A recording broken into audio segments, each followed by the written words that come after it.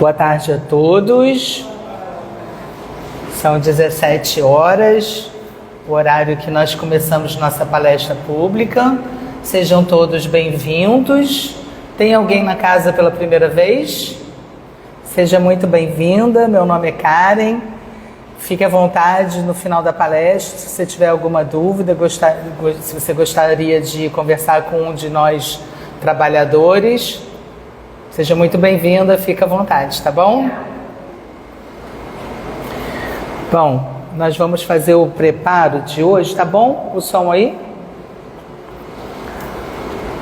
Primeiramente, boa tarde, Yasmin. A Yasmin hoje, Yasmin Costa está aqui, vai falar pra gente hoje do tema de perdão.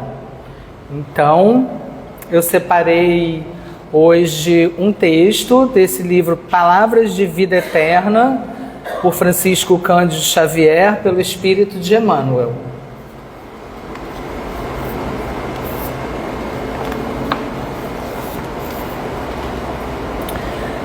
Capítulo 61, Perdão, um santo remédio. Pai, perdoa-lhes, porque não sabem o que fazem. Jesus está em Lucas, capítulo 23, versículo 34. Toda vez que a moléstia te ameaça, recorres necessariamente aos remédios que te liberem da apreensão. Agentes calmantes para a dor, sedativos para a ansiedade. Em suma, à face de qualquer embaraço físico, procuras reabilitar as funções do órgão lesado.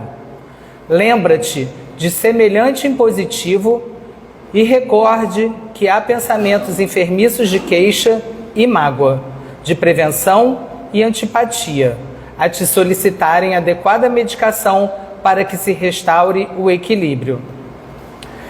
E se nas doenças vulgares reclamas despreocupação em favor da cura, é natural que nos acanhos do espírito necessites de esquecimento para que te refaçam as forças. O perdão é, pois, remédio santo para a euforia da mente na luta cotidiana. Tanto quanto não deves conservar detritos e infecções no vaso orgânico, não mantenhas aversão e rancor na própria alma. Perdoa a quantos te aborreçam, perdoa a quantos te firam. Perdoa agora, hoje e amanhã, incondicionalmente. Recorda que todas as criaturas trazem consigo as imperfeições e fraquezas que lhes são peculiares.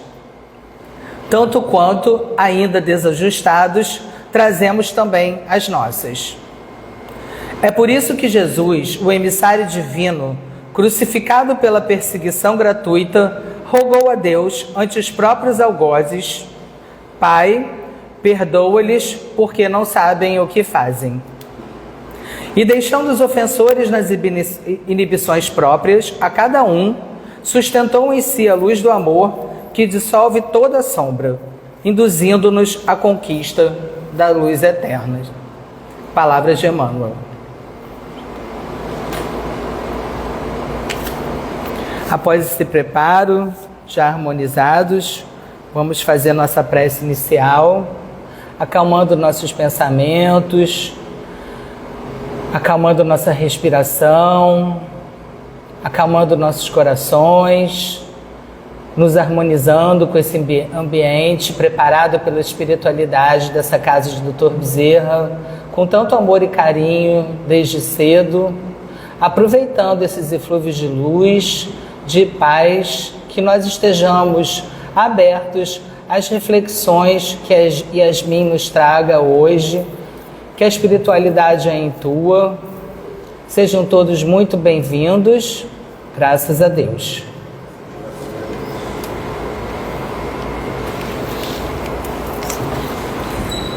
Você? Ligou? Ligou Oi. o microfone? Alô? Eu liguei. Alô? Foi?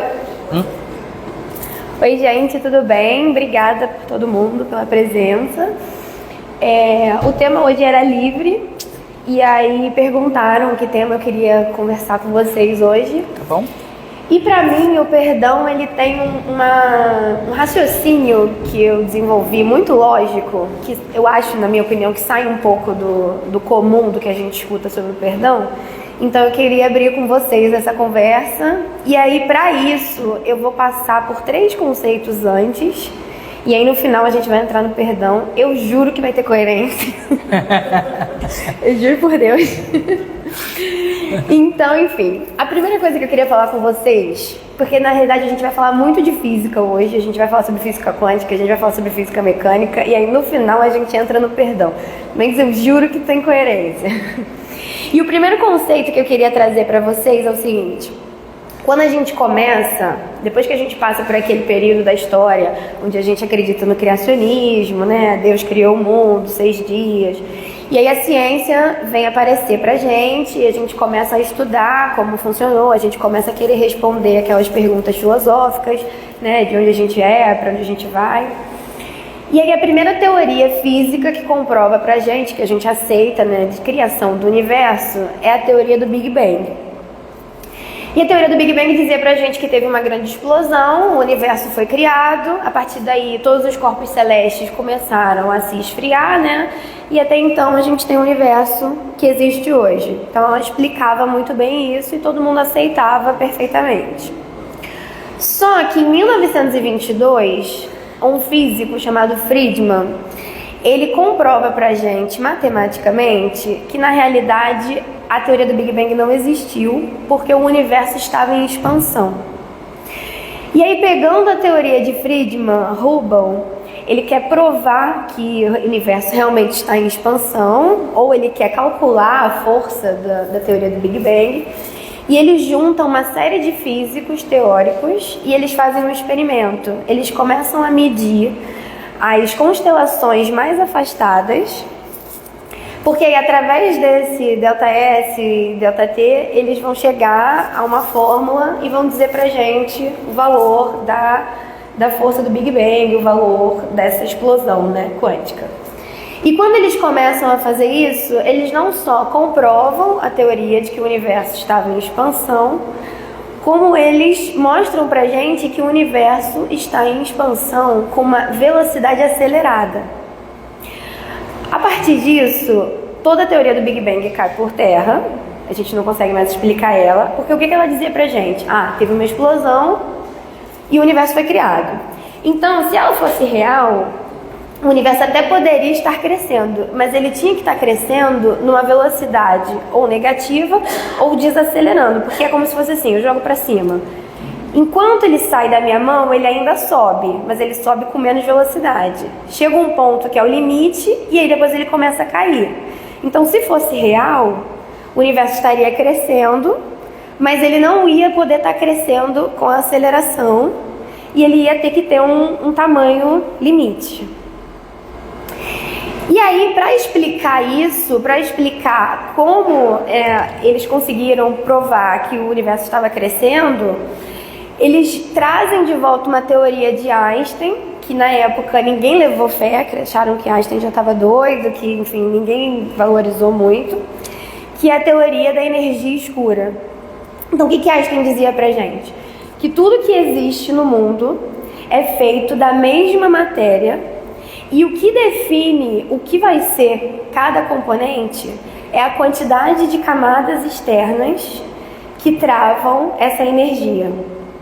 Ele chama essa energia de matéria escura, que na verdade a gente já tinha essa informação lá na Gênese, porque na Gênese, né, Allan Kardec fala pra gente que tudo que existe no mundo é feito de fluido cósmico universal e que o que muda, o que diferencia é o quanto o fluido cósmico universal vai estar condensado.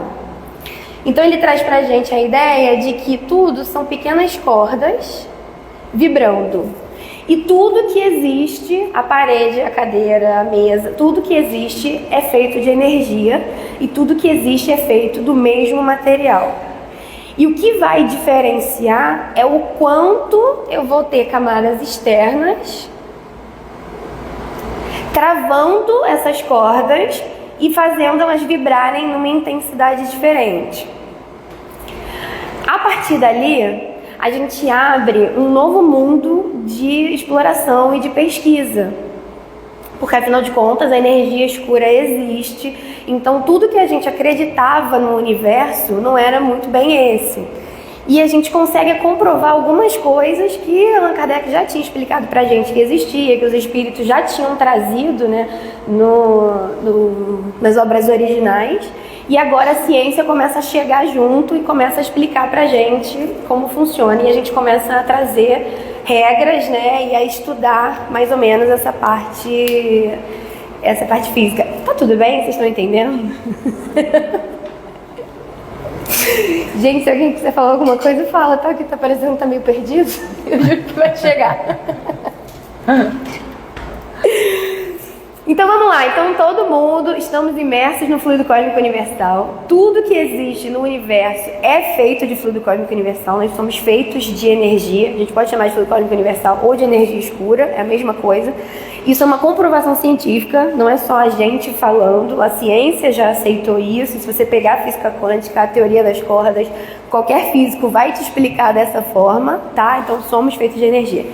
E a partir dali a gente começou a tentar entender como essa energia funciona no mundo. E a gente começou a fazer algumas experiências para a gente conseguir mensurar e entender esse comportamento.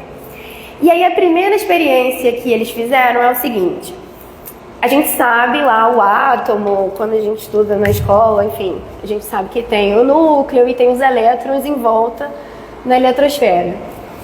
E eles queriam entender como funcionava essa movimentação do elétron e como o elétron ia se comportar na natureza. Isso era extremamente importante para a gente definir uma série de coisas. A televisão é criada depois disso, uma série de invenções são criadas a partir do comportamento dos elétrons. E eles precisavam entender se esse elétron ele ia se comportar como uma partícula, porque um elétron é como se fosse uma bolinha pequenininha de energia, né, muito pequena. E eles precisavam entender se esse elétron ele ia se comportar como uma partícula ou se ele ia se comportar como uma onda. Isso era extremamente importante para a gente definir, a partir dali, como a gente ia trabalhar nesse mundo quântico. E a experiência que eles criaram foi a experiência que a gente chama de fenda dupla. A experiência é o seguinte, eu juro que vai ser fácil.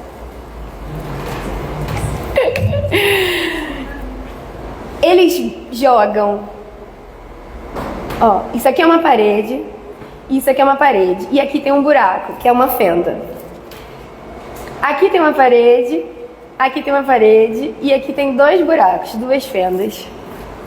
E a experiência consistia em você jogar partículas desse lado de cá para o outro lado.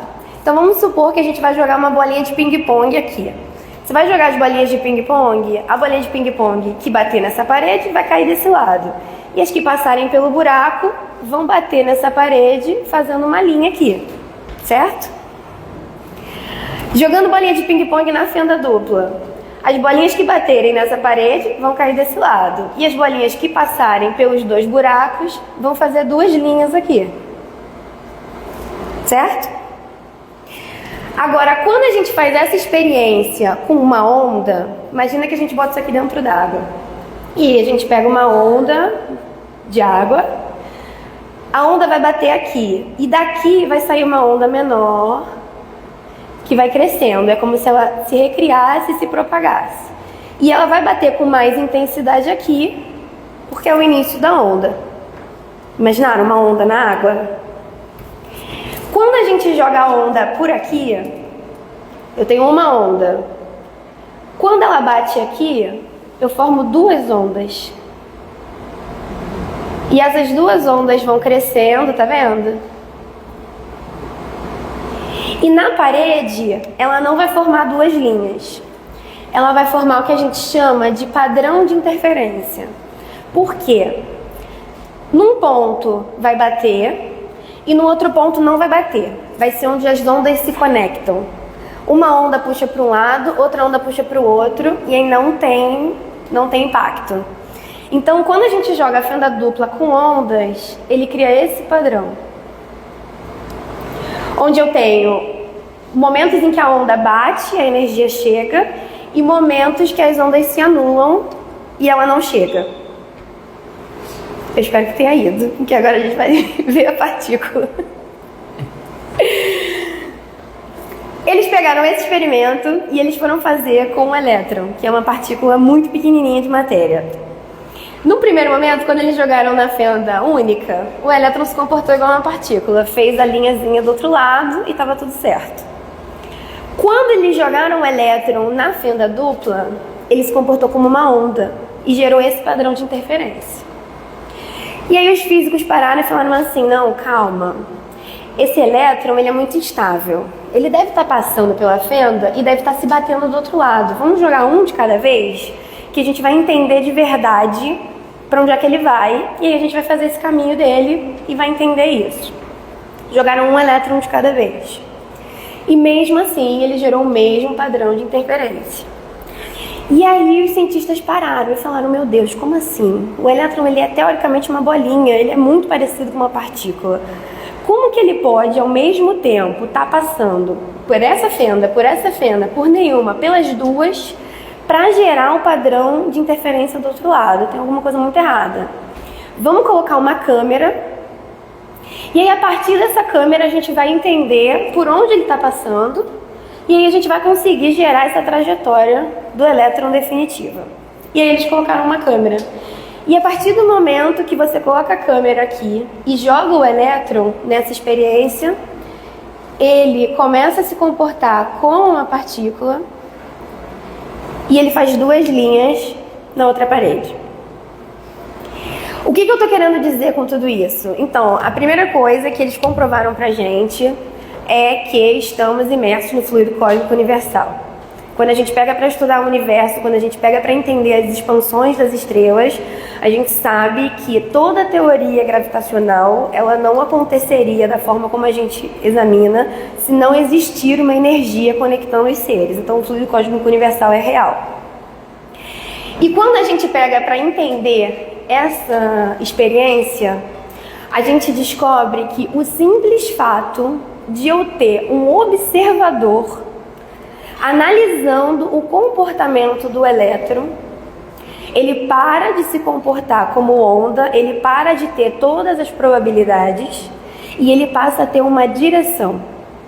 A partir dali a gente começou a entender a importância e a força que tem o nosso pensamento. Às vezes a gente não está nem pensando, a gente não está nem definindo. Mas só o fato de eu ter uma observador, só o fato de eu ter imaginado que na minha cabeça ele precisava se comportar como uma partícula e precisava passar por uma das duas, eu plasmo essa trajetória e eu faço com que um elétron se comporte como partícula, saia do estado natural dele, onde todas as probabilidades aconteceriam, e ele passa a ser direcionado. E é aí que a gente começa a entender o poder da visualização, aí que a gente começa a entender como o nosso pensamento tem um poder enorme de criação da nossa vida, literalmente. Porque a partir do momento que a gente tem qualquer tipo de crença, se a gente realmente, assim, às vezes a gente não quer que aquilo ali aconteça, a gente não quer que dê errado, a gente não quer. Mas se dentro da gente a gente acha, seja por probabilidade, seja por crença limitante, seja porque a gente viu o outro, seja porque a gente tem falta de fé, por qualquer motivo que seja, se dentro da gente a gente tem um mínimo de dúvida, ou se a gente tem a mínima sensação de que vai dar errado, automaticamente a gente funciona como aquela câmera e a gente plasma a nossa vida, a gente plasma aqueles elétrons para aquela trajetória. Que não necessariamente é o que a gente quer. Às vezes não é, porque às vezes o nosso medo é muito maior do que o nosso potencial de criação. Mas o nosso medo funciona como essa câmera, conectando e transmitindo a nossa vida, né? Transferindo o nosso elétron para a trajetória que a gente definiu. Então, primeira coisa que a gente trouxe aqui para a gente poder entender toda a dinâmica do perdão de uma forma muito lógica. Estamos imersos no fluido cósmico universal, a energia escura existe e ela define tudo, e tudo que existe é feito de energia. Primeira coisa. Segunda coisa, o nosso pensamento tem um poder muito grande. E ele tem um poder de gerar essas trajetórias, ele tem um poder de atrair os elétrons e ele tem um poder de conectar, porque como estamos imersos no fluido cósmico universal, ele é o veículo do nosso pensamento. E a gente está plasmando e está criando a nossa vida, tá? O tempo inteiro. Mesmo quando a gente não tem intenção, mesmo quando a gente não está fazendo de forma consciente. O simples fato da gente imaginar aquilo, da gente achar aquilo, ou de que em algum momento alguém disse e conseguiu enraizar aquilo, já é o suficiente para fazer com que ela aconteça. Agora a gente vai para a última parte física e aí depois a gente entra oficialmente no perdão. Além de toda essa parte que a gente sabe que existe, tanto na física quanto na nossa história, a física mecânica, ela também acontece com a gente e ela também participa, né, da nossa vida de uma forma um pouco diferente. Então, quando a gente fala sobre as 3 leis de Newton, a lei da inércia, ela também existe de forma energética, né, o princípio fundamental da dinâmica também, mas hoje a gente vai falar da 3ª lei de Newton, que é a lei de ação e reação. E como funciona a lei de ação e reação? Newton dizia pra gente o seguinte: a partir do momento que eu imprimo uma força em alguma coisa, então se eu dou um soco na parede, a força que eu imprimi gera automaticamente uma reação de mesma intensidade e sentido contrário. Então quando eu soco a parede me soca com a mesma força, com sentido contrário. Por que a minha mão quebra e a parede não quebra? Porque existe uma diferença de massa. A massa da parede é muito mais dura do que a da minha mão. Isso faz com que a parede permaneça intacta, né? E a minha mão acabe quebrando. Então essa é a lei de Newton, ela é uma lei física, a gente estuda isso na física mecânica.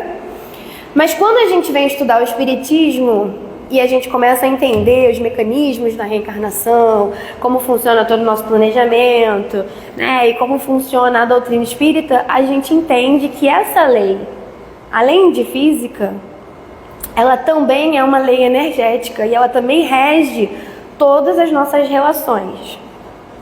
Inicialmente a gente aprende logo de cara que nós temos 3 corpos: o espírito, o perispírito, que eu desenhei todo deformado, e o corpo físico, que é o que a gente está enxergando, né? Então o espírito é o nosso princípio inteligente, é a parte que tem os nossos sentimentos, é a parte que tem o nosso raciocínio, é a parte que toma as nossas decisões. O corpo físico é o corpo que a gente está enxergando, estamos encarnados, né? Temos o corpo físico, então é a parte que a gente enxerga. E entre um e outro, para que esse espírito, que é uma luz, que é um ser imaterial, né, consiga controlar um corpo tão denso, um corpo tão material, ele precisa de um elo de ligação, que a gente chama de perispírito. E esse perispírito, ele tem algumas funções específicas. A primeira função é fazer essa conexão, né? Eles dizem que se o espírito tentasse mexer o corpo físico sem o perispírito, seria a mesma coisa que a gente tentar mexer essa cadeira assoprando. A gente não teria força suficiente para fazer com que o corpo físico mexa. Então a gente precisa aí dessa conexão. Além disso, o perispírito, ele é uma matéria mais moldável. Então é mais fácil a gente mexer nele. E aí, para a gente criar a forma do nosso corpo físico, a gente plasma no nosso perispírito, desenha o nosso perispírito, né? Monta ele do jeito que a gente precisa e ele passa a ser um molde para a gente criar o nosso corpo físico. Então ele também funciona como molde do nosso corpo material.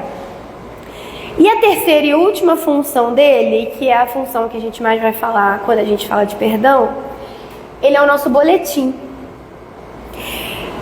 Então, como é que funciona na vida de uma forma geral? A gente falou sobre a lei de Newton. Toda ação gera uma reação de mesma intensidade e sentido contrário. A partir do momento que eu tenho uma ação com alguém, eu estou gerando, além da força física, uma carga energética. Essa carga energética acerta o alvo, acerta a pessoa com quem eu estou falando. E se gera uma força contrária, de mesmo sentido, de mesma intensidade e direção contrária, e essa força me atinge naquele mesmo momento. e fica marcado no nosso perispírito. Então, por exemplo, vamos supor aqui, vamos botar 2 bonequinhos. Vamos supor que esse bonequinho aqui resolveu tirar a vida desse aqui. Quando esse aqui toma a decisão, ele tem livre-arbítrio, então ele vai fazer porque o nosso livre-arbítrio é lei.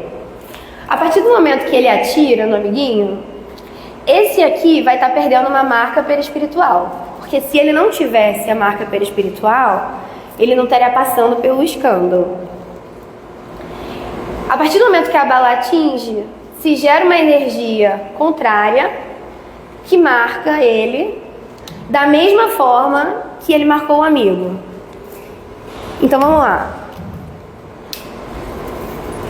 Se esse aqui não tivesse o compromisso, se esse aqui não tivesse a marca, ele não passaria pelo problema, porque Deus é justo, 100% justo. Então, se você não tem o débito, se você não vai aprender e se melhorar com o que está acontecendo, você não vai passar por aquela situação. Não existe cobrança errada. Se você está passando por qualquer coisa na sua vida, ou você precisa aprender com o que está acontecendo, porque muitos sofrimentos vêm para a gente travar e para a gente repensar as nossas atitudes, ou você tem algum tipo de compromisso que você está espiando e resgatando naquele momento. Não existe outra forma. Se ele não tiver a marca e esse aqui resolver que vai fazer o mal de qualquer maneira, ele não vai conseguir. Ele vai atirar e a bala vai travar, ele vai atirar e vai bater numa moeda, ele vai atirar e ele vai errar o tiro. Vai acontecer qualquer coisa que a gente vê por aí nas histórias e a gente fala assim, caramba, ele não vai pegar o avião, ele comprou a passagem, mas aquele avião vai cair, mas ele não tem o compromisso, ele não precisa passar por isso, então ele não vai entrar. Não existe erros nessa justiça divina. A gente só passa ou pelo que a gente precisa, ou pelo que é necessário para que a gente aprenda e evolua. Então, se ele não tivesse esse compromisso, ele não ia passar por isso de forma nenhuma. Mas aqui na historinha, para a gente poder ilustrar, ele tinha o compromisso, o outro vem, assassina ele e se marca nesse momento. Então, a partir do momento que ele decide fazer o mal para ele, a energia vai, esse aqui se livra do compromisso que ele tinha, essa energia volta e marca ele naquele mesmo lugar. A partir do momento que ele se marcou, ele passa a ter um compromisso com a lei de Deus. Ele não passa a ter um compromisso com essa pessoa. Ele passa a ter um compromisso com a lei de Deus. Essa pessoa tinha um débito, tinha um compromisso, agora ela não tem mais, está livre, pode viver a vida dela em paz. E ele se comprometeu. O que eu estou querendo dizer com isso? Pode ser seu filho, pode ser seu marido, pode ser uma pessoa que você ama muito, que fez mal para você. Você pode não querer de forma nenhuma que ele passe pela prova, que ele passe pela expiação, que ele sofra o que ele está fazendo. Mas você não tem poder. O seu perdão, o perdão desse bonequinho aqui, não muda em nada o compromisso e a marca dele. Nada. O compromisso e a marca dele são 100% com a lei divina. E ele vai responder porque ele precisa aprender, porque ele precisa entender, porque ele precisa evoluir. Independente se esse aqui perdoou ou não perdoou. Então você pode amar essa pessoa, você pode querer o melhor para ela, você pode querer tudo de bom, querer fazer de tudo para você tirar a marca dela, para você não ser responsável por ela sofrer, etc. Mas não muda em nada. Se esse bonequinho aqui perdoar ele e seguir a vida, ele só melhora a vida dele. Porque a vida dele, o compromisso, o que ele passou, o que ele precisa aprender, continua igual. Ele se comprometeu com a lei de Deus e ele vai responder, vai aprender, vai passar por isso no futuro. Não muda em nada. Por isso que aquela frase, o perdão só é benefício para quem perdoa. O perdão, ele não traz nenhum benefício para a pessoa que está pedindo perdão. Porque o compromisso dele está escrito, ele vai responder, ele vai aprender, ele vai passar em algum momento. Essa pessoa ter perdoado ou não faz diferença no caso dele. Agora, esse bonequinho aqui, se ele perdoa, se ele entende que ele passou por aquela situação porque ele precisava aprender, ou porque ele tinha um compromisso anterior, e aí ele perdoa de coração e vai seguir o caminho dele, ele só tem a evoluir. Ele se livrou de uma marca, ele está muito bem, ele vai ser socorrido, a vida dele vai avançar, ele vai estudar, e aí ele consegue passar vitorioso pela aprovação que ele precisava. Certo? Agora vamos imaginar que ele não perdoou. Vamos imaginar que ele não conseguiu e que ele decidiu que ele não vai perdoar, que ele não merecia ou etc. e que ele não vai perdoar esse aqui. E aí o que acontece quando a gente decide que a gente não vai perdoar o outro por qualquer erro que eles tenham feito com a gente? Como o nosso pensamento ele é muito poderoso e ele cria trajetórias de elétrons, e como nós estamos imersos no fluido cósmico universal, a partir do momento que você não perdoa, você se conecta energeticamente com a pessoa que você odeia. Ah, mas eu odeio ele e eu vou me conectar energeticamente? Vai. Por quê? Porque você odeia ele e você quer ter certeza de que ele vai pagar pelo que ele fez a você. Você quer ter certeza de que ele vai responder pelo que ele passou. E mais do que isso, quando a gente começa a não perdoar, quando a gente começa a nutrir o ódio, quando a gente começa a nutrir esse tipo de sentimento, você não quer só que ele responda pelo que ele fez a você. Você quer que ele responda e você quer estar lá porque você quer assistir. Sabe aquela coisa de não, eu quero estar lá porque eu quero falar, tá vendo? Você merece. Foi fazer comigo e agora a situação que você tá. Quanto mais a gente nutre esse ódio, mais a gente tem uma vontade de participar da vida dele, de saber da vida dele, de estar lá quando aquilo acontecer, de ter certeza que ele está respondendo, de ter certeza que ele está pagando.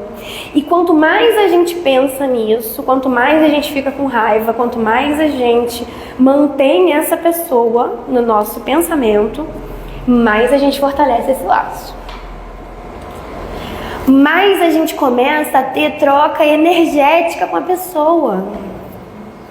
Então, se você está lidando com uma pessoa que faz o mal, qual será a energia que você vai estar recebendo de se manter conectada com essa pessoa? Será que é uma energia legal? Será que uma pessoa que ainda está num estágio evolutivo ao ponto de estar fazendo o mal espontaneamente, de estar prejudicando os outros, né, de estar tendo esse tipo de comportamento, ter uma troca energética nesse nível vai ser uma coisa positiva para sua vida? Conforme o tempo passa, além de paralisar as suas ações, além de prejudicar o seu corpo físico, porque essa troca energética vai envenenando o seu sistema físico, e se você estiver desencarnado, vai fazendo com que você não evolua. Porque como é que funciona a nossa vida de uma forma geral? A gente encarna, a gente tem uma missão aqui na Terra, individual, coletiva, né? Missão individual. Ah, tenho que me resolver com a minha mãe, tenho que me resolver com meu pai, tenho que me casar, vou receber um filho específico. Eu vim para trabalhar com medicina, eu vim para trabalhar com animais, eu vim para trabalhar com educação, eu vim para ser professora, para resgatar, vim trabalhar com a mediunidade, vim trabalhar na doutrina espírita.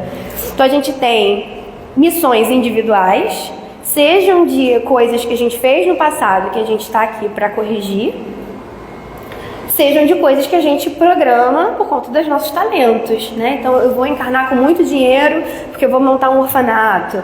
Eu vou encarnar com muita condição física e vou trabalhar muito, vou sustentar minha família. A gente programa a nossa encarnação, os nossos talentos, os nossos vetores. E dentro dessa programação nós temos a nossa missão individual, temos a nossa missão coletiva, que é uma missão que a gente aceita enquanto pátria. Então todos nós encarnamos no Brasil, todo mundo que encarna no Brasil tem um compromisso com Ismael, Deus, Cristo e caridade. Todo mundo que está aqui tem um compromisso com a caridade.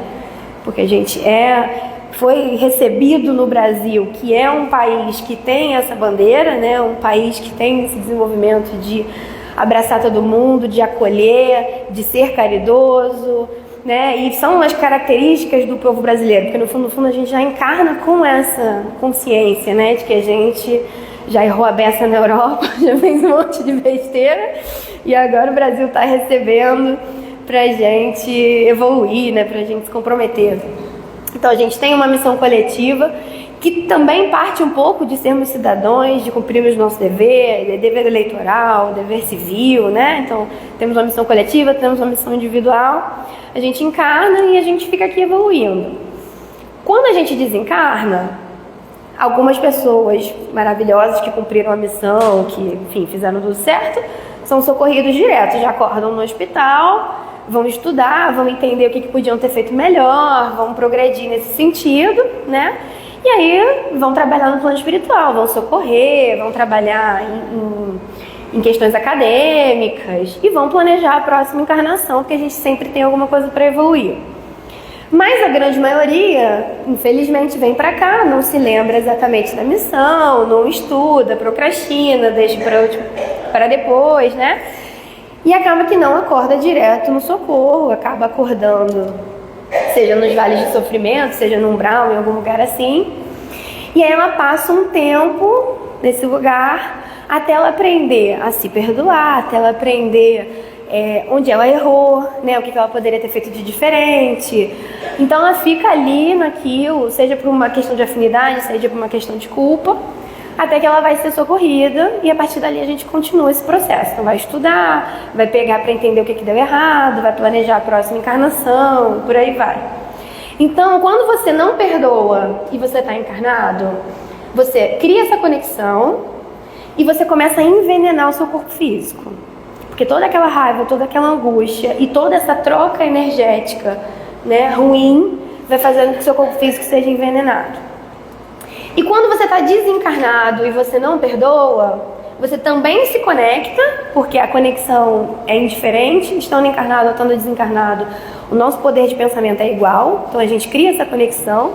Você estando desencarnado, né, é mais fácil ainda para você acessar a pessoa que você não gosta, então você começa a conviver de verdade, a ficar ali vivendo na casa dela, começando um processo obsessivo, né, acompanhando ela em todos esses momentos. Então você convive mais ainda com quem você não gosta e você atrasa a sua evolução. Porque você tinha um processo, você tinha que entender onde você errou, você tinha, né, que pedir ajuda, você tinha que se arrepender, ir para a colônia, planejar a próxima e continuar a evolução, né?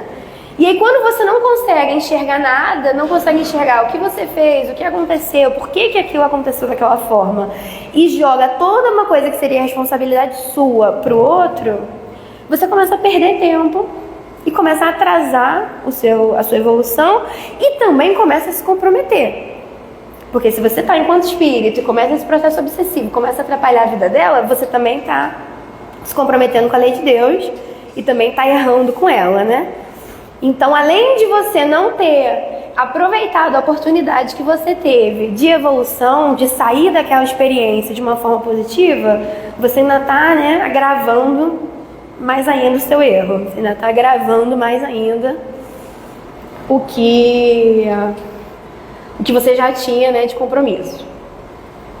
E aí como é que funciona? Então, eles se conectam, eles ficam nessa conexão, eles começam a criar uma energia tão grande, um emaranhado fluídico tão grande de um com o outro, desencarna e eles continuam conectados, encarna e continuam conectados, então não muda o fato de um estar encarnado e o outro estar desencarnado, porque essa conexão energética é indiferente ao corpo físico.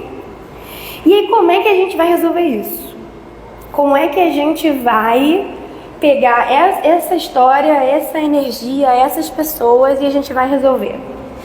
Então a espiritualidade chega depois de muito tempo, de processos obsessivos, de vida no umbral, de vida encarnada, quando a gente não consegue convencer eles a se soltarem, o que a espiritualidade faz? Pega os dois e fala assim, olha só, é o que o pai e a mãe faz normalmente quando irmãos brigam. pegam os dois e falam assim, olha só, vocês são irmãos e vocês precisam se amar. Eu amo os dois igual, independente do que aconteceu, a gente precisa resolver isso. Então, a partir de agora, vocês vão encarnar juntos. Vocês vão encarnar juntos e vocês vão resolver isso juntos. E aí a gente plasma a família, né? A gente organiza a família e faz com que esse aqui, por exemplo, receba ele de filho. Pra gente poder resolver esse conflito, pra gente poder resolver esse ódio. E aí tudo bem, ele encarna, eles aceitam, até porque eles já não tem muito o que fazer, entendeu? Já estão nessa história há muito tempo. É compulsoriamente. Já tá todo mundo meio cansado, não é compulsoriamente, mas a gente chama e fala assim, amor, não tem como. Vamos entender, né, que a gente precisa evoluir. Então a gente faz aquele aceite, meio sem querer muito, mas a gente aceita. E aí esse espírito encarna, esse espírito aqui passa por um processo, porque todo o nosso encarne passa por um processo. Então primeiro ele entra na câmara, aí a gente começa a redução do perispírito dele, a gente tira todas as energias que não são necessárias para que ele se transforme num bebezinho de novo. Aí a gente adormece essa parte da personalidade dele, isso é uma coisa muito importante. Por que a criança precisa nascer? Por que a gente esquece a vida? Por que a gente, né? Porque não é muito mais fácil se eu lembrasse tudo que eu me comprometia e tudo que eu fui, porque eu conseguia fazer certo.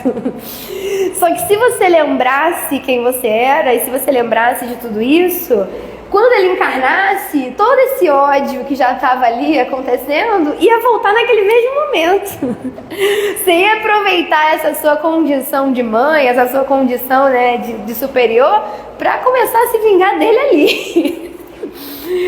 Então o esquecimento ele é muito importante para que a gente consiga trabalhar essas relações e também para que a gente consiga trabalhar a nossa relação. Porque da mesma forma que é muito difícil pra gente se perdoar, pra gente perdoar o outro, né? É muito difícil pra gente se perdoar. Às vezes a gente erra num ponto e a gente fica parado naquilo ali. Então assim, o perdão ele não é só pro outro. O auto-perdão, ele também é muito importante. E se a gente não tem o esquecimento, se a gente não tem esse recomeço, a gente também trava no nosso desenvolvimento, no nosso aperfeiçoamento. Porque a gente tem uma dificuldade muito grande de se perdoar. Às vezes é mais fácil a gente olhar para a situação, quando a gente consegue entender, quando a gente tem esse esclarecimento, e a gente consegue entender que todas as pessoas estão num nível educacional diferente. E a gente vai para o plano espiritual e a gente olha as nossas marcas, a gente sabe que a gente tinha um compromisso e que a gente tinha se livrado. A gente olha para a pessoa que fez mal a gente, que às vezes é muito menor, assim, muito mais infantil. Teve muito menos encarnação, tem muito menos esclarecimento. Então é muito mais fácil a gente perdoar ele do que a gente se perdoar pelo que a gente fez. Porque a gente para e fala, caramba, ele é tão pequeno, ele teve tantas poucas encarnações, ele é um espírito ainda tão infantil. Na época dele, eu estava fazendo muito pior. Eu estava errando muito mais. Vou te dizer que o que ele fez comigo tá até bom, porque se fosse eu tava pior. E às vezes a gente consegue até perdoar o outro, mas a gente olha e fala assim, caramba, já errei nisso 80 vezes. E aí a gente não consegue se perdoar. Então o auto-perdão também é muito importante. Eu vou falar disso no final da palestra, se eu conseguir em um momento. Então, como é que funciona? Eles estão ali emaranhados. Esse espírito aqui vai passar por esse processo, ele vai passar pelo esquecimento, para que a gente consiga encarnar e não volte para aquele estágio que eles estavam, né, de raiva.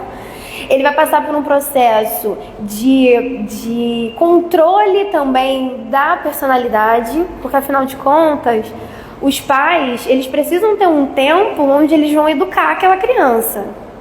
Se ela já encarna, independente das lembranças, mas se ela já encarna com a noção dela de certo e errado, com o superego dela já definido, o pai não vai ter essa habilidade. E a gente tem várias encarnações em vários locais diferentes para a gente pegar outros pontos de vista.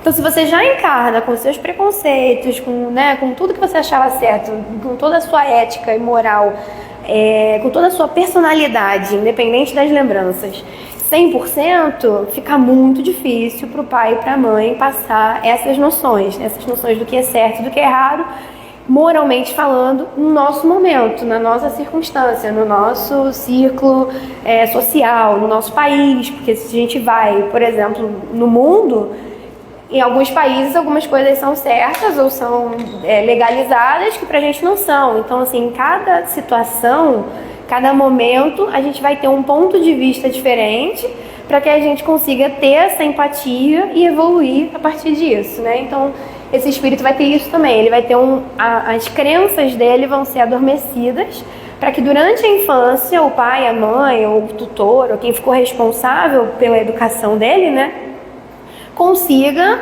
passar os seus valores, passar os seus fundamentos para que ele tenha essa outra visão, para que ele tenha essa outra experiência.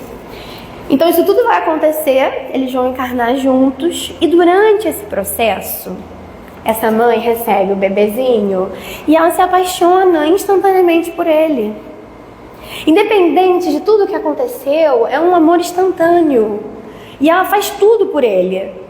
E ela começa a cuidar dele, e ela começa a ensinar, e ela ensina ele a andar, ela ensina ele a falar, e ela gera um amor genuíno por ele. Esse espírito que ela jurou que ela não ia perdoar nunca, que ela queria ver sofrer, que ela falou, ele vai sofrer e eu vou estar do lado. Só que agora ele não é mais esse espírito, agora ele é o filhinho dela, que ela está criando, que ela está educando, que ela, né, está convivendo. Porque muitas vezes também é uma falta de convivência. Quando a gente convive, a gente percebe que a pessoa era ótima, que a pessoa era muito legal. E agora ela ama ele, absurdamente. Muito. Só que ele se comprometeu com a lei de Deus. E ele tem uma marca. E essa marca precisa ser expiada, porque ele está comprometido com a lei de Deus.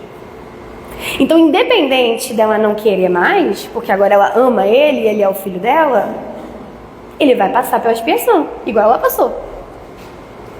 E aí que vem a justiça divina. Ela não ficou anos pedindo para ele sofrer? Ela não ficou anos pedindo para ele sofrer e para ela estar perto? Para ela olhar para ele e falar, bem feito, está sofrendo porque fez comigo? Só que agora que ele é o filho dela e que ele vai passar pela expiação dele, porque ele precisa evoluir, porque afinal de contas ele está comprometido com a lei de Deus, ela não quer mais. Olha como Deus é lindo. Ele entregou para ela exatamente o que ela pediu. Ela virou e falou, eu quero que ele sofra, eu quero que ele pague. Eu quero estar do lado dele para ter certeza que ele pagou, que ele respondeu. E aí, na hora que ele está lá e que ele vem com a doença, que ele passa pela expiação violenta, exatamente o que ele fez com ela, ela aprende o quanto funciona o perdão. Então, o perdão, ele é benefício de quem perdoa.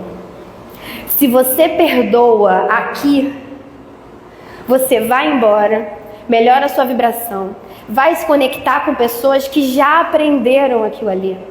Se você está passando por essa expiação, você está passando para aprender alguma coisa e para limpar alguma coisa. Você nunca está passando à toa. Então você, naquele momento, você ganha a oportunidade de falar assim, com quem eu quero andar? Eu quero ficar aqui, eu quero gerar mais compromisso, eu quero passar por isso de novo, eu quero ficar vivendo nessa sintonia, nessa vibração, ou eu quero evoluir?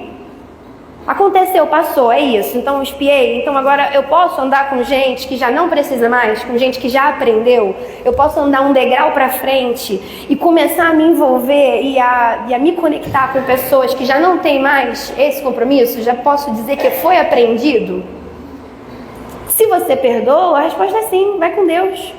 A gente vai ficar aqui ainda aprendendo, porque eles ainda não aprenderam a violência, eles ainda não aprenderam o rancor, eles ainda não aprenderam essa situação específica.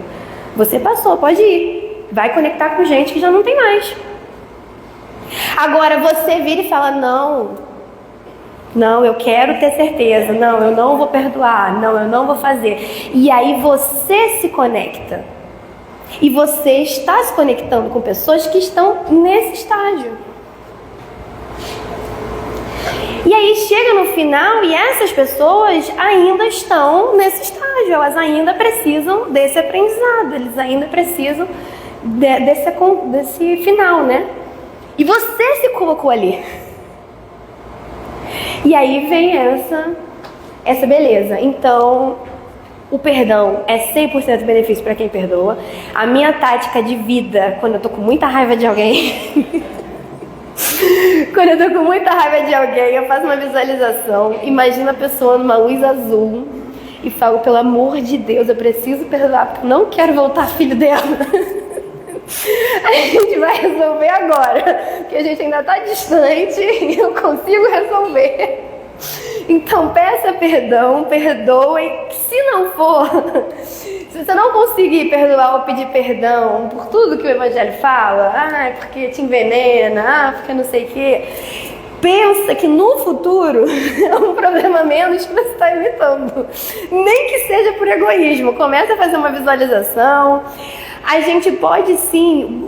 Qual é o objetivo das coisas? Então a gente não vai exigir justiça, a gente não vai exigir nada, eu vou deixar a pessoa errar comigo 1 milhão de vezes e eu não vou reprimir hora nenhuma, eu vou ser condescendente com erro.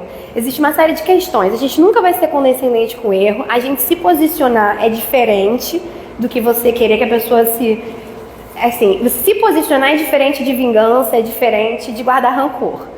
Se posicionar e mostrar até onde vai o seu limite, o que as pessoas vão poder ou não fazer com você, até onde você aceita ou você não aceita. Isso tudo é certo.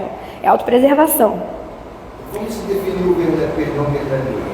Perdão verdadeiro é quando você deseja que aquela pessoa melhore, evolua e seja feliz. Você não precisa querer ela perto de você. Então, você não precisa ver ela. Você não precisa querer ela perto de você. Mas você precisa querer ver ela bem. O jogo é esse, entendeu? Porque como você não tem compromisso com ela, você não precisa levar pra sua casa. Você não precisa, então agora vamos viver e vou deixar ela errar comigo 1000 vezes. Não, você não precisa disso.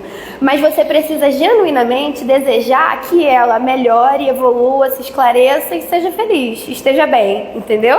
Se você consegue isso, se você consegue sinceramente desejar, que pode ser no canto dela, às vezes não tem afinidade, você não quer conviver. Às vezes a pessoa acha que perdoa, mas na verdade não perdoa. Então, você vai saber ali, a partir do momento que você vê ela bem, se gerar em você uma alegria de caramba, ela melhorou, ela tá bem, que ótimo, você perdoou.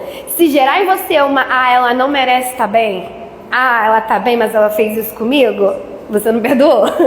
Ainda tem dentro de você uma sensação de caramba, ela não merece, eu vou julgar aqui quem determina, né?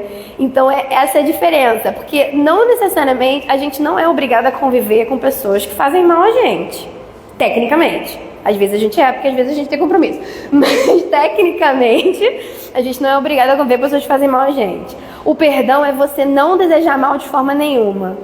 Essas pessoas, elas vão evoluir e elas vão ultrapassar. Todo mundo vai. Às vezes ultrapassa até antes da gente.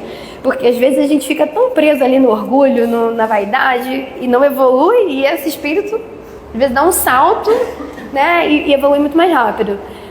O grande objetivo não vai ser condescendente com o erro, vai se posicionar, pode sim tirar pessoas da sua vida, ainda sim com responsabilidade, porque a gente tem que ter responsabilidade afetiva.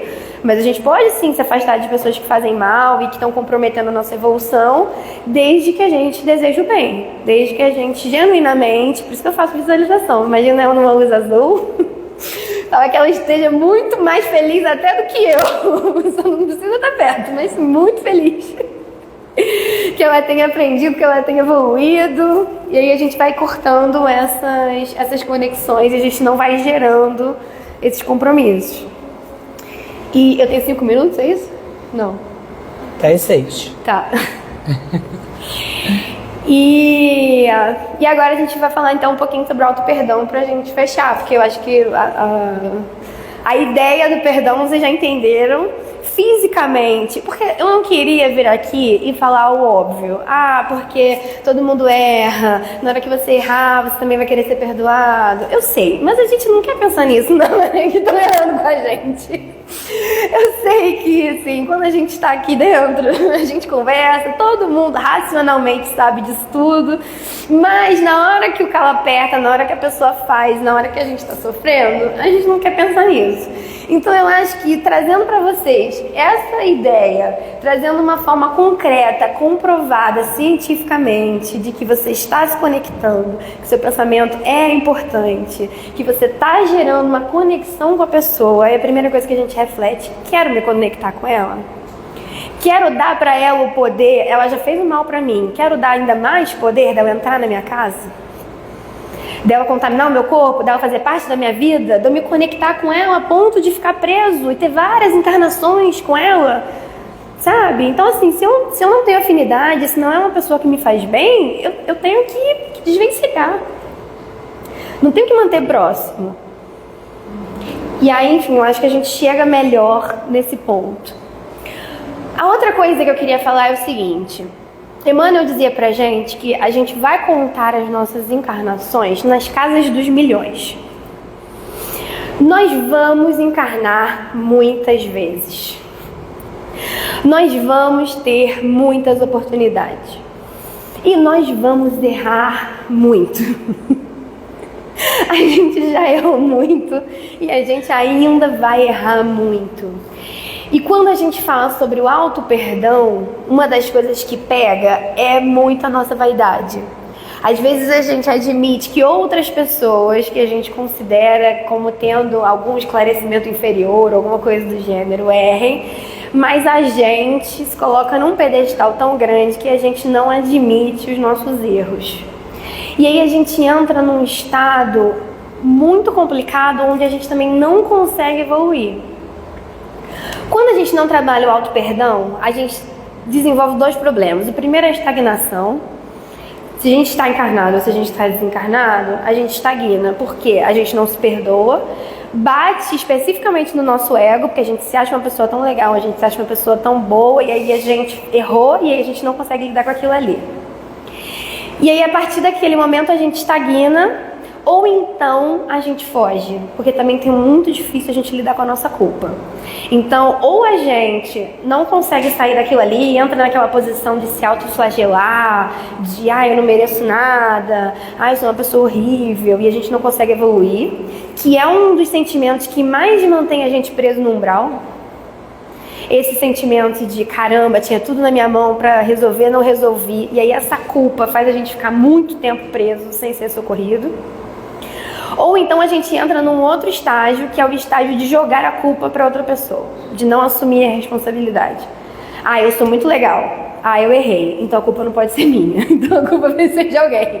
Vai ser do meu pai, da minha mãe, do vizinho, do presidente, de qualquer pessoa, mas não vai ser minha. Então são os dois estágios que a gente entra quando a gente não trabalha o nosso auto-perdão. E os dois são muito complicados porque, na realidade, a gente precisa de uma vez por todas entender que não existe culpa. A palavra culpa, ela não existe. Existe responsabilidade. É como se todos nós fôssemos gestores. Sabe quando a empresa é sua? Quando você é funcionário e aí você tentou resolver um problema e aí você não conseguiu, você chega pro seu chefe e fala: olha, eu tentei, eu não consegui, tá aqui, resolve você. E aí assim, a culpa não é minha, eu fiz a minha parte. A culpa pode ser do outro setor, a culpa pode ser de outra pessoa, a culpa pode ser do cliente, a culpa pode ser de qualquer pessoa, mas a culpa não é minha, então eu fiz a minha parte e eu entrego. E aí não tá mais com você, aquilo ali. Agora, quando você é o dono da empresa, não existe isso. Não existe, a culpa não é minha e tá tudo bem, eu vou passar pra outra pessoa. Não, não vai. Você tem que resolver, porque o risco é seu. Então você não tem culpa, você tem responsabilidade. Porque se der certo, o lucro é seu, se der errado, é seu, o prejuízo. Você é responsável pelo que você faz. O meu marido tem muito isso em casa. Ele tenta fazer alguma coisa de casa e ele não consegue, ele simplesmente larga, como se fosse aparecer um duende mágico que fosse resolver. Então assim, ele pegou uma roupa suja no chão, ele pega e larga no tanque. Se eu sumir por um mês, eu vou voltar e o tanque vai estar cheio de roupa suja, porque ele não vai em nenhum momento chegar ali e resolver aquilo ali. É como se fosse um duende mágico aparecer e tirar a roupa. E ele acha que tá tudo certo, ele pegou do chão e ele botou no tanque. Agora, os outros passos do que está acontecendo, ele não é mais culpa dele, ele já fez a parte dele, né? Então, na nossa encarnação, na nossa vida, de uma forma geral, nós somos responsáveis. Não existe a gente jogar, botar a roupa no tanque e achar que tá tudo resolvido. Não vai estar resolvido. A gente vai ficar estagnado, a gente vai ficar parado, a gente não vai evoluir. Enquanto a gente não entender que, na realidade, você não é culpado, você não é culpado da roupa estar suja, mas você é responsável. Então, você tem que pegar aquela roupa, você tem que lavar, você tem que botar para secar, você tem que passar e você tem que devolver pro armário. É basicamente isso, é um processo. E na vida é assim, não importa nada do que você tenha feito de ruim pra alguém, nada do que você tenha feito de ruim pra alguém é definitivo. Ah, mas eu matei ele, então agora ele volta a ser seu filho. Você tirou a vida, agora você deu. Acabou. Qualquer coisa que você tenha feito pra alguém, não importa o quão ruim seja, quando a gente joga a reencarnação, a gente resolve. Então você fez, agora você repara. E é isso. E a vida é essa, no fundo, todas as encarnações. Então nada é grande o suficiente para você achar que você não pode se perdoar, que você não merece perdão. Claro que merece. Você vai parar com isso agora e vai falar, eu não tenho culpa, eu tenho responsabilidade. O que eu fiz? É isso? Quem é que tá com raiva? O que aconteceu? Quem eu prejudiquei? Vamos consertar? Vamos sentar aqui? Ah, prejudiquei você, você e você. Tá bom, posso receber os 3? E vamos ser práticos, montam uma tabela, fala o que eu tenho que fazer, tua roupa tá no tanque. Às vezes tem um tanque gigantesco, vamos começar lavando um de cada vez. Porque a gente tem um limite no varal, a gente tem um limite de roupa que a gente consegue, mas a gente vai fazendo, pega uma, pega outra, né? E a gente vai resolvendo, e a gente vai assumindo essa responsabilidade, nunca culpa. E a gente vai resolvendo esses conflitos. E vamos parar de, né, se comprometer mais. Isso também é uma coisa importante. Então é isso, acabou meu tempo, né? Ou não? Tô errada? Sim. Desculpa, gente. Obrigada, espero que vocês tenham gostado, que não tenha sido tão ruim. Então, meu desculpa.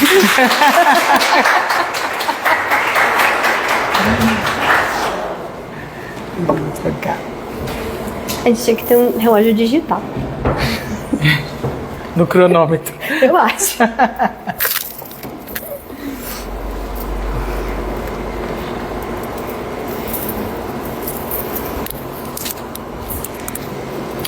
Gostaríamos de agradecer, Yasmin, por você trazer essas reflexões tão importantes nessa tarde de hoje, decorrente do seu estudo. Nós vamos passar agora para a segunda parte da palestra, que é o passe. Pedimos que todos fiquem sentadinhos nas suas posições, em silêncio, que os passistas se posicionem.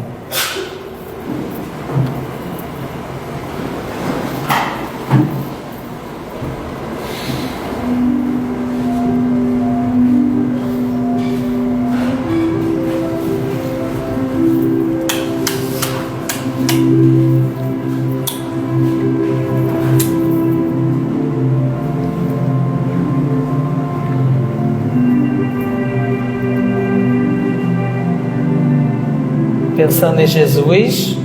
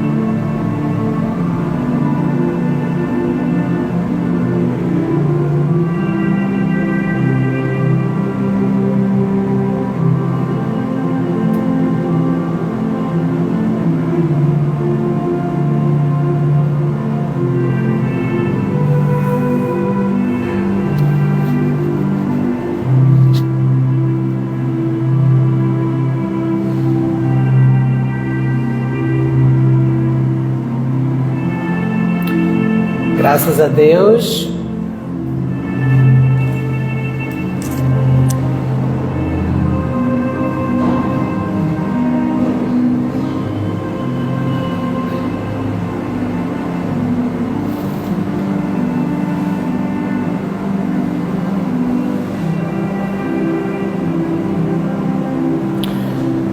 Senhor, agradecemos primeiramente pela essa tarde, pela espiritualidade amiga, estar conosco, por Ti, Mestre Jesus, estar conosco.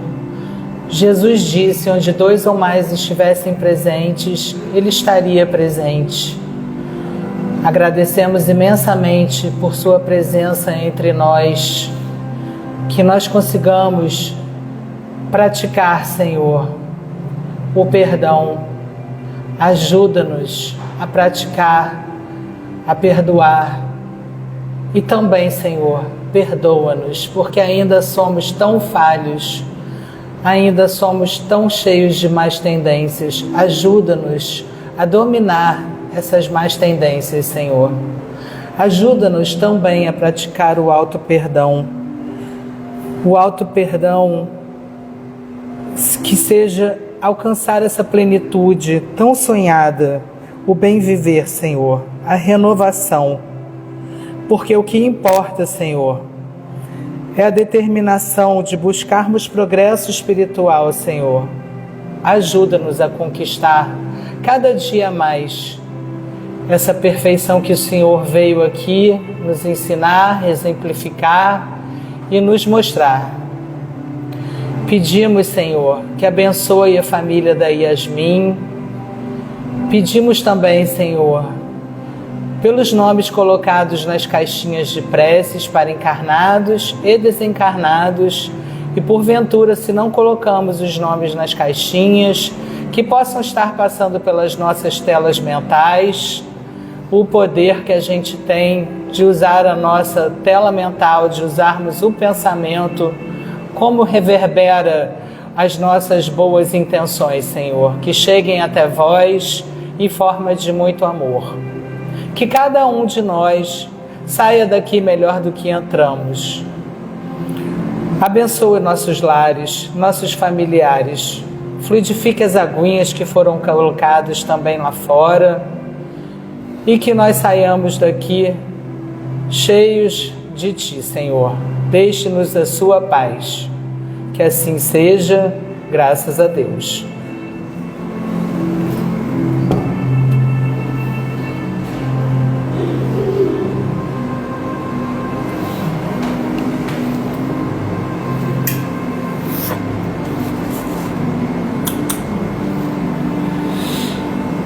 Bom, meus queridos, gostaria de mais uns minutinhos da sua atenção. Nós temos uns avisos. Primeiramente, sobre nossa livraria, nossa cantina e nossa biblioteca ficam abertos 30 minutos antes da palestra e após a palestra. Temos um novo horário do brechó. Ele está funcionando agora também às quartas-feiras, de 17h30 às 19h20, E terças e quintas, de 9 da manhã ao meio-dia, e posteriormente de 1h30 às 4h30 da tarde. Ainda não funciona os sábados no horário da nossa palestra, porque não temos um voluntário para estar no brechó. Mas não deixem de visitar, porque tem muitas peças muito bacanas, ambiente climatizado. E se vocês tiverem alguma peça em bom estado também para trazer para o brechó, pode ser feminina, infantil, masculina, utensílios de cozinha, de bebê, biju, que vocês tiverem de bom estado é muito bem-vindo. Nós também distribuímos uma cesta básica toda semana para mais de 120 famílias. Então é muito importante a doação de alimentos para compor essa cesta básica. Também atendemos as gestantes. E no finalzinho do curso que elas têm aqui com a Regina, elas recebem um enxovalzinho com fraldas. Então é importante, se puderem também, trazer fraldas tamanho M. Agora em março vai começar os nossos estudos da casa do Pentateuco. Então as inscrições estão abertas, vai ter estudo presencial e online. Então vocês podem perguntar para onde nós trabalhadores, ou informações na livraria, ou pela secretaria, tem o WhatsApp e o telefone fixo. Nós também temos a evangelioterapia, que é o estudo do Evangelho segundo o Espiritismo, online, e 1 hora antes das palestras, às quartas-feiras e aos sábados presencialmente. Então vocês também podem ter alguma informação na livraria. Também temos uns gatinhos lá fora, que a gente vai colocando eles aqui, e eles aparecem, e precisamos de alguém para adotá-los. Vocês saibam alguém que queira adotá-los, senão também vocês podem apadrinhar eles trazendo um pouquinho de ração. É muito bem-vinda. E nossa casa não é uma ONG, ela não é uma instituição que recebe nenhum tipo de ajuda financeira. Nós precisamos de doações, e se vocês convidamos a vocês serem sócios contribuintes, porque nós temos contas para pagar, igual uma casa normal, igual a nossa casa, né? Tem conta de luz, de água, tem tudo que a gente usa na cozinha, no banheiro, o ar-condicionado, que é confortável de estarmos aqui, gasta luz. Então nós também, vocês podem procurar saber na livraria como vocês podem ser sócios contribuintes, ok? E aí temos também agora o sorteio de 3 livros. Os números estão nas pernas direitas das cadeiras. E, Yasmin, nós temos cadeiras de 1 a 90. Então vai soltando um monte de número aí, eu também. Vai você, mas não. Pode falar um. Sei lá, 34, não sei. 34? Tem alguém sentado no 34? 42, não sei. 42, 27, não sei. 43, 10, um já foi. Ai, você tá melhor que eu. 30, 33, 11, foram 2, falta 1. 3, 2. Então vamos contemplar a nossa amiga que chegou hoje aqui pela primeira vez. Vão com Deus, que a paz de Jesus vos acompanhe. Boa noite.